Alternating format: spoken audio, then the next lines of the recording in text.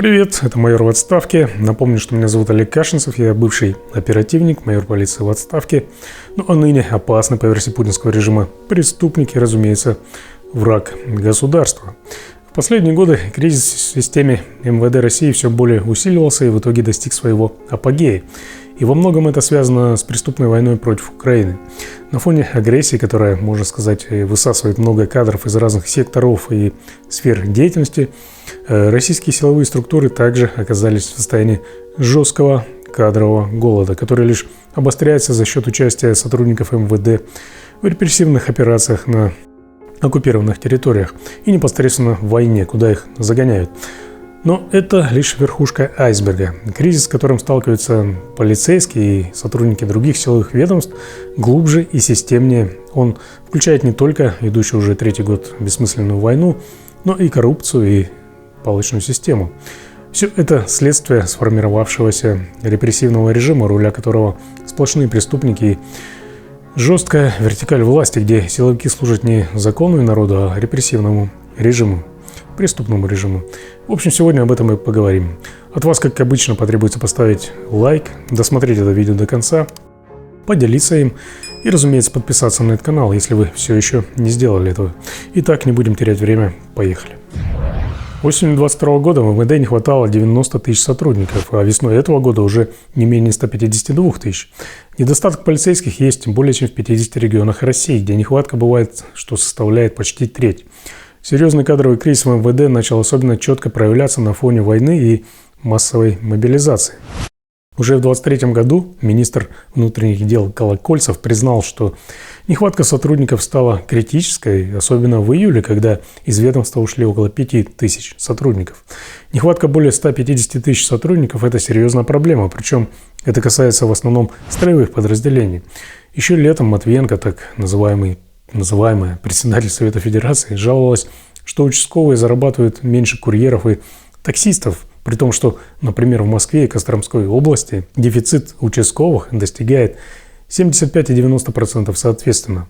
Она также признала, что один участковый выполняет работу 10. Финансовые трудности и неоплачиваемые переработки лишь усугубляют ситуацию, делая профессию неконкурентоспособной.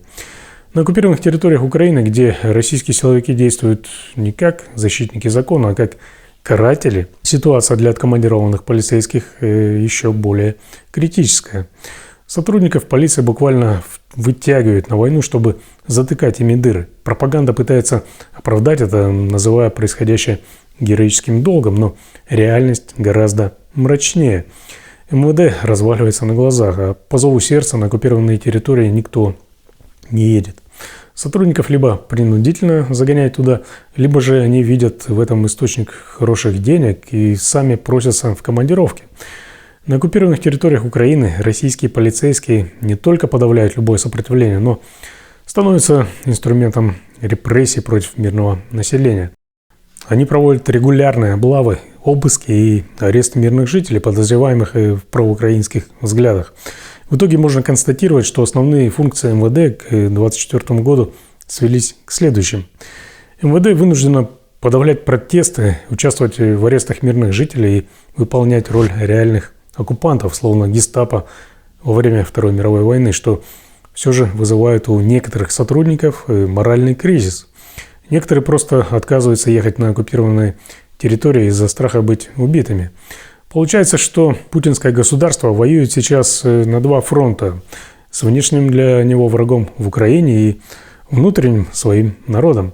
А полицейских, которые должны обеспечивать безопасность на улицах российских городов, отправляют в чужую страну в качестве оккупантов, где они сталкиваются с условиями, к которым их просто не готовили.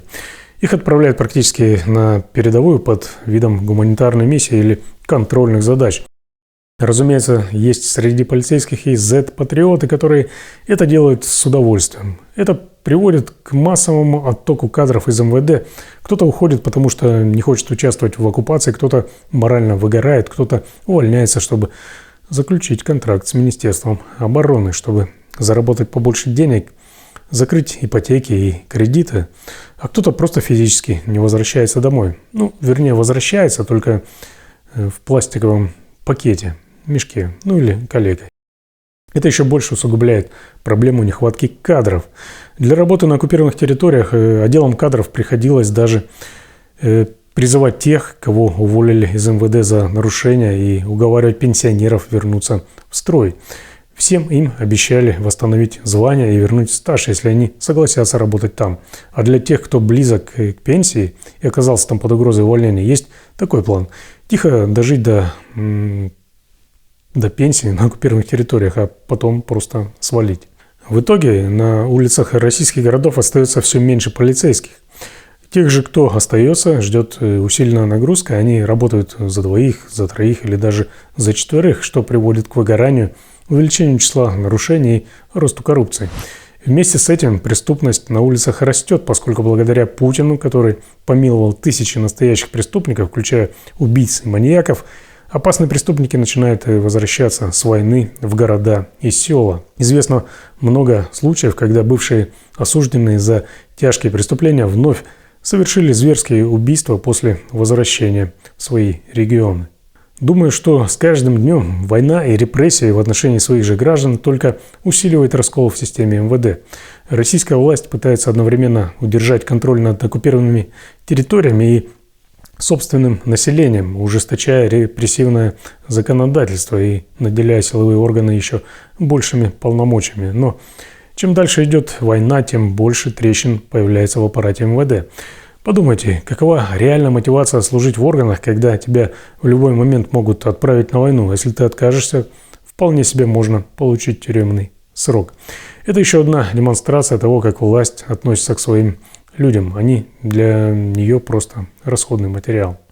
Коррупция пронизывает всю систему МВД, начиная с верхов и заканчивая низовыми подразделениями. Низкие зарплаты, которые вроде как ранее были повышены, но в итоге отстали от инфляции и не могут никак ее догнать.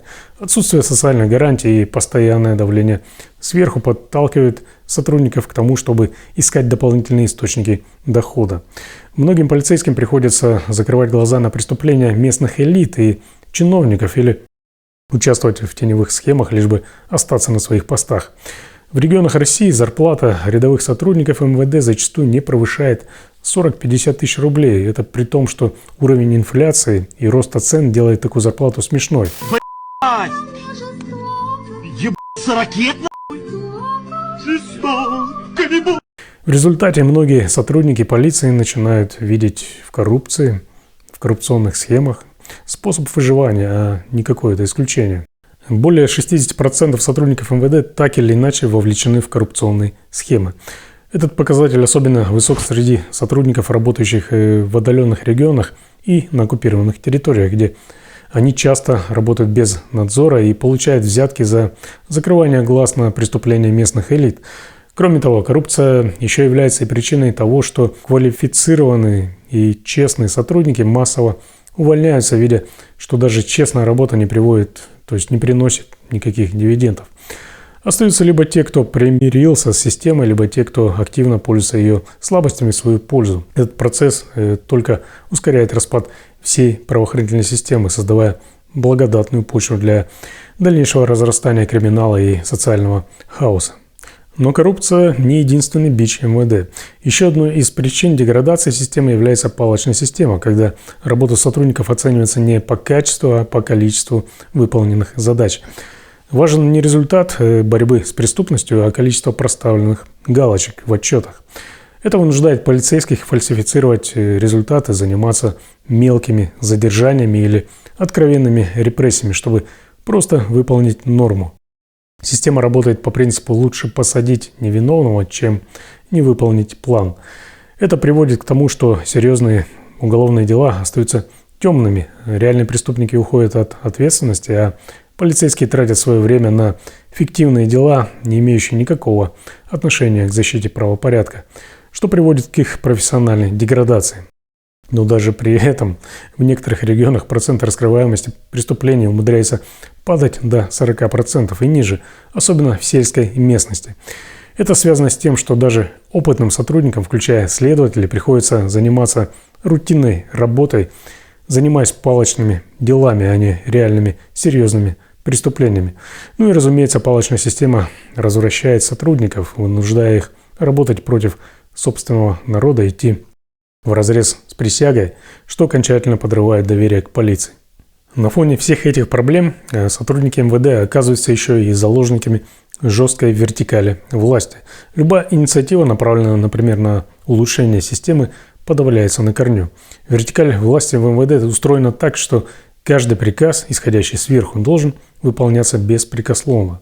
Даже если он абсолютно тупый и противоречит здравому смыслу или иногда даже закону.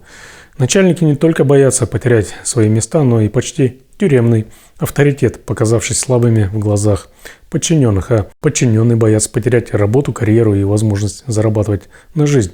В таких условиях инициатива становится опасной. Как говорят там, личная инициатива наказуема. Это убивает у адекватных сотрудников всякую мотивацию работать, и люди, которые искренне хотят служить закону, уходят, понимая, что их усилия ни к чему не приведут.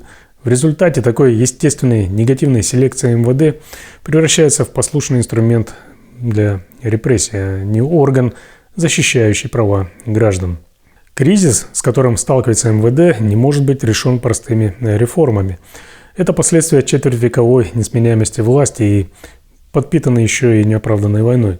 Эта власть, она сама и есть кризис. Истинная реформа МВД возможна только с кардинальной сменой власти в стране на абсолютно другую, которая остановит агрессию, прекратит репрессии и даст полицейским возможность служить закону и народу. Но может такая болезнь внутренней силовой системы, она и к лучшему, когда, например, настанет момент, ей просто не хватит ни сил, ни желания встать на защиту режима и пойти против людей. Сотрудники МВД, кто еще продолжает верить в службу закону и защиту людей, должны осознать важную вещь. Ваше настоящее предназначение не в том, чтобы быть послушными карателями режима, который обесценивает ваши усилия и заставляет участвовать в грязных репрессивных операциях. Ваш долг – защищать закон и интересы граждан, а не интересы преступной власти.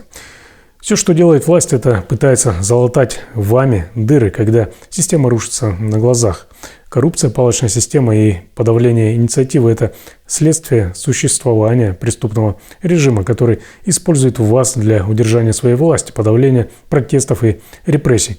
Но никакой режим не вечен. Все меняется, и этот режим также однажды падет. Вопрос только в том, на какой стороне вы окажетесь, когда это произойдет. Ваше будущее и будущее вашей семьи зависит от того, какой выбор вы сделаете сейчас. Вы тот самый механизм, который может изменить ситуацию. Отказывайтесь выполнять преступные приказы, не участвуйте в политических репрессиях против граждан, чье преступление заключается лишь в том, что они говорят правду или выступают против преступной войны. Отказывайтесь ехать на оккупированные территории. Участие в оккупации – это преступление без сроков давности.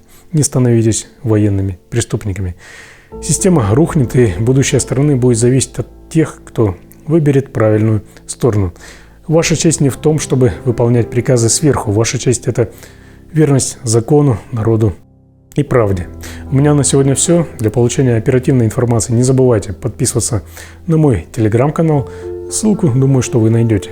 Информация там обновляется каждый день. Ну и как всегда, ставьте лайки, делитесь этим видео и подписывайтесь на этот канал. Здесь вас никто не обманет.